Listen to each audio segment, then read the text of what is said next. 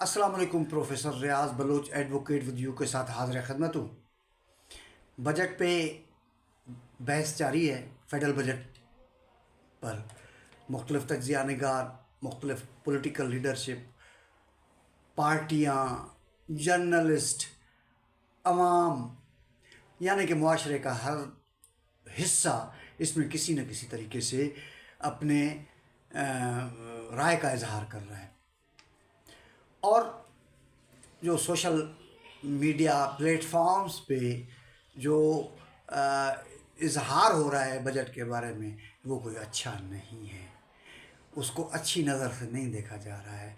लोगों का ये ख्याल है कि हर वक्त हर लम्हे कुर्बानी का तकादा जो है वो आम आवाम से और गरीब से किया जाता है।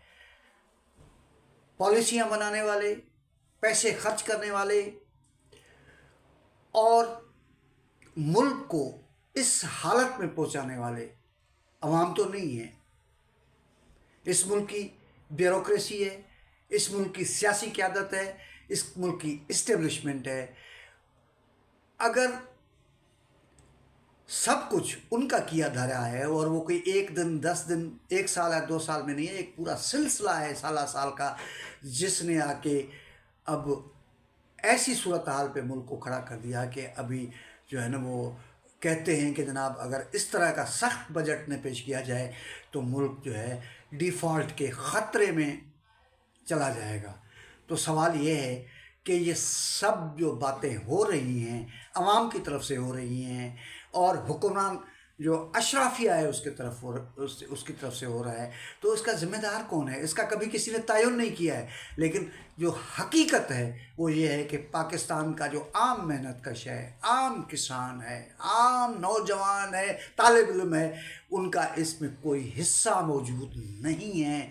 अगर पाकिस्तान की जो मुआशी हालत है इस नहज पे पहुँची है तो बुनियादी तौर पे कुर्बानी का जब वक्त आए तो सबसे पहले वो अशराफिया कुर्बानी दे, वो हुक्मरान तबका कुर्बानियाँ दे, वो अपर क्लास कुर्बानियाँ दे, जिसकी वजह से आज जो है हम माली तौर पे, मुआशी तौर पे ज़िंदगी और मौत की कशमकश में हैं।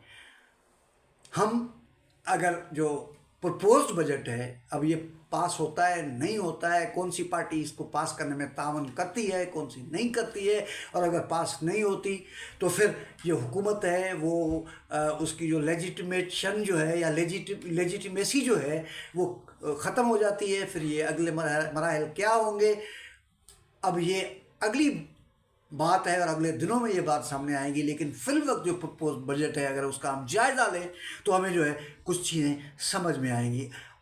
18.877 ट्रिलियन का ये बुनियादी तौर पे बजट है।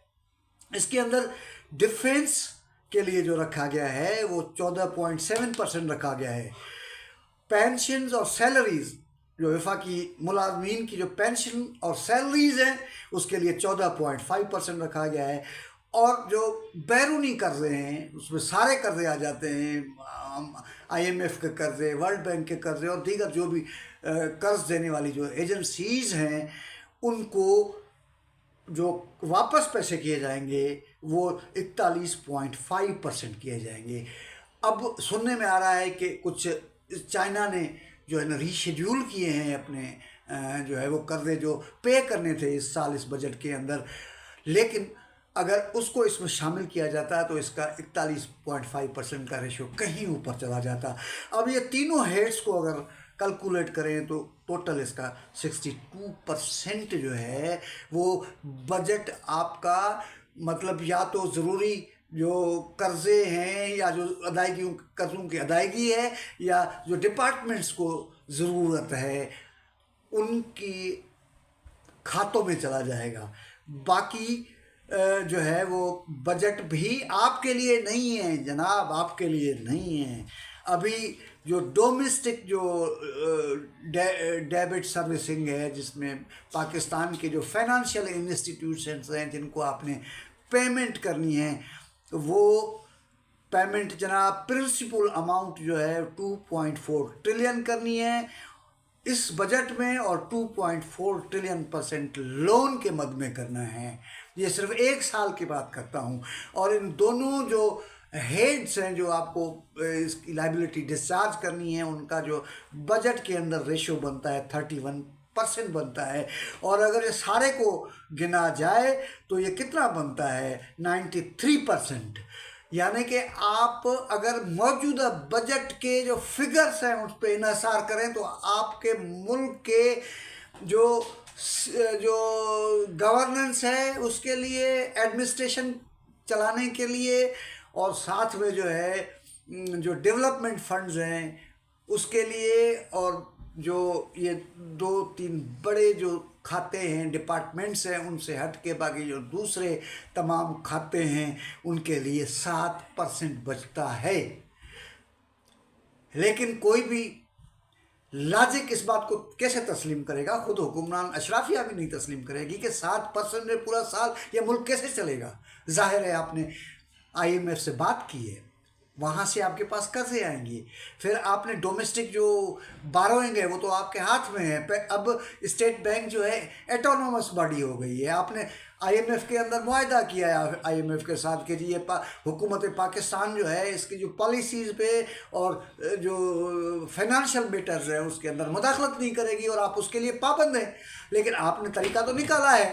اب وہ طریقہ کیا ہے؟ طریقہ یہ ہے کہ اسٹیٹ بینک سے شیڈیول بینک یا کمرشل بینکیں جو ہے وہ لیتی ہیں قرضے، اور وہ آپ پھر کمرشل بینکوں سے لیتی ہیں. تو آپ کا جو وہ اسٹیٹ بینک کا جو پروویژن ہے جو جس پہ آپ کو بائنڈنگس ہیں، پابندیاں ہیں، رکاوٹیں ہیں، اس سے آپ نکل جاتے ہیں، اور آپ 22% جو ہے آپ انٹرسٹ پہ جو ہے بینکوں سے لیتے ہیں، کمرشل بینکوں سے لیتے ہیں. اور کمرشل بینکوں کا اب چھوٹے جو انویسٹرز ہیں، جو چھوٹے صنعت کار ہیں، بڑے صنعت کار ہیں، یا جو ہے وہ عام جو پاکستانی ہیں جو لون لینا چاہتے ہیں ان کو لون دیتے ہی نہیں ہیں. بینکوں کو ضرورت ہی نہیں ہے. اگر حلوہ ایک ہی پلیٹ سے ملے اور وہاں سے کھایا جائے تو پھر کیا ضرورت ہے جو ہے اتنے جھنجھنوں پڑھنے، گارنٹیاں لینا، مارگیج کرنا، اسسمنٹ کرنا، ایویلویٹ کرنا. اگلے وقتوں میں جو ہے ان کی جو انویسٹمنٹ ہے وہ سیکور رہے گی یا نہیں رہے گی، بینک ادارے پروفٹ میں جائیں گے یا نہیں جائیں گے. ایک بہت بڑا کام ہے جو یہ کرتے ہیں بینک قرضہ لینے سے پہلے. تو اب ان ساری جھنجھٹوں سے آپ نے بچے ہوئے ہیں. گورنمنٹ کی ایک ایڈوائز آتی ہے کہ اتنے پیسے دے دو، آپ دے دیتے ہیں، ریٹرن گورنمنٹ آپ کو 22% دیتی ہے. اب بڑا سرکار کے لیے بھی سودا آسان ہو گیا اور کمرشل بینکوں کے لیے بھی سودا آسان ہو گیا. اس لیے پاکستان میں ہر شعبہ جو ہے نا وہ ڈیفیسٹ پہ جا رہا ہے، گھاٹے میں جا رہا ہے، ڈی جنریٹ ہو رہا ہے، پیچھے جا رہا ہے. لیکن اس ملک کی بینکوں کے وارے نعرے ہیں اور وہ جناب منافع پہ منافع کما رہے ہیں. ہاں ایک کام ضرور کرتے ہیں کہ اس منافع سے جو ہے نا وہ اپنے جو ملازمین ہیں ان کو کوئی شیئر نہیں دیتے ہیں. بینک مینیجر تک، آپریشن میں یعنی کلر کیشیئر سے لے کے سیکیورٹی گارڈ سے لے کر ان کو پراپر جو ہے نا وہ کیا کہتے ہیں کہ ان کو معاوضے نہیں دیے جاتے. رات کو 10 بجے تک ان سے کام کروایا جاتا ہے، اور ذمہ داریاں اتنی بڑھا دی ان کی، اور ان کے ریٹرن میں ان کو جو ہے نا وہ پے پیکیجز بہت کم ہیں. اور اگر ٹریڈ یونینوں پہ پابندی لگائی ہوئی ہے، پریکٹیکلی ٹریڈ یونینیں جو ہے نا وہ ان کی ممبرشپ کو محدود کر دی گئی ہے. اور جناب جو ہے وہ جو IRA کے جو پروویژنس ہیں ان کا سہارا لیتے ہوئے اب 90% جو بینکرز ہیں ان کو جو افسر بنا دیا گیا. کام کلرکوں والا کرتے ہیں لیکن افسر بنا دیا گیا ان کو، اور جناب جو ہے نا وہ پس رہے ہیں، اور مالکان منافع پہ منافع کمایا جا رہا ہے. بس موجے اور مزے لگے ہوئے ہیں. کوئی یہ نہیں دیکھتا کہ سارے پروسیس پہ جو ہے نا وہ پاکستان کے عوام کا کیا ہو رہا ہے. ابھی اگلے دنوں میں جو 1 سال تک جو ہے ظاہر ہے جو لون آپ بارو کریں گے مختلف بینکوں سے اور مختلف جو ہے وہ انٹرنیشنل جو فائنانشیل انسٹیٹیوشنز ہیں، تو ظاہر ہے وہ دینے تو ہیں. اب جب آپ دیں گے تو یقینی طور پہ جو ہے وہ اگلا بجٹ اس سے بھی بڑا سخت آئے گا. وہ شبر زیدی صاحب جو ہیں وہ بہت زبردست اکنامسٹ تو نہیں ہے لیکن اکاؤنٹنٹ، بہت پائے کے اکاؤنٹنٹ ہیں جناب. وہ تو ان کو جب ہم سنتے ہیں تو وہ تو بہت اکانومی کی جو صورتحال ہے اس سے بہت فرسٹریٹیڈ ہیں، بہت مایوس ہیں. اور جب کیسر بنگالی صاحب کو ہم دیکھتے ہیں جو ملک کے مایہ ناز جو ہے وہ اکنامسٹ ہیں، ماہر معیشت ہیں، اب وہ بھی کوئی زیادہ پر امید نہیں. اس طرح سے کئی انڈیپینڈنٹ جو ماہرین ہیں معیشت کے وہ بہت ہی مایوس ہیں. وہ اپنا ہوپ لوز کر چکے ہیں. وہ کہتے ہیں کہ ان حالات میں اور اس طریقوں سے پاکستان اپنے اس معاشی کرائسس سے نہیں نکل سکتا. وہ تو ایک حکومتی سطح کی بات ہے، لیکن پاکستان کے عوام کی جو درگت بنائی جا رہی ہے معاشی محاذ پہ وہ قابل دید ہے. اور میں سمجھتا ہوں کہ یہ پارٹی اس طریقے سے اگر پاکستان کے عوام کے ساتھ یہ سلوک کیا جائے گا تو زیادہ چل نہیں سکتی. تو میں مطلب یہ رائے دیتا ہوں، یہ میری خواہش ہے کہ پاکستان کے جو حکمران طبقہ ہے، فیڈرل گورنمنٹ ہے، اور جو اس کو چلانے والی فورسز ہیں، ان سب کو سوچنا چاہیے کہ آخر ہونا کیا ہے.